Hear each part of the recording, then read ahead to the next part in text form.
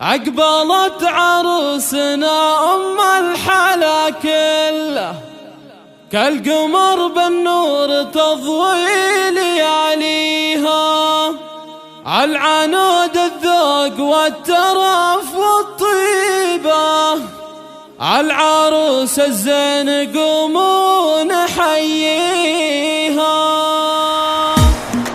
أقبلت عروسنا أم الحلا كله، كالقمر بالنور تضوي لياليها، كالقمر بالنور تضوي لياليها، عالعنود الذوق والترف والطيبة، عالعروس الزين قوموا نحييها، عالعروس الزين قوموا نحييها. الحفل نلعب ونفرح على حله، والقصايد نكتب أحلى معانيها. طلت العنود يا زينها الطلة، يا عسى ربي يحقق أماني، من حلاها شوفها يا بري العلة، بالأدب والطيب ربي موفيها، بالأدب والطيب ربي موفيها. تنقر الصال والزين تحتله، بالوصف الراقية من يماريها، يا ما شاء الله زينها ما حد يمله، جل من بالحسن والزين كاسيها، بنت شيخ وافي طيب وفعله، صالح لكل عليا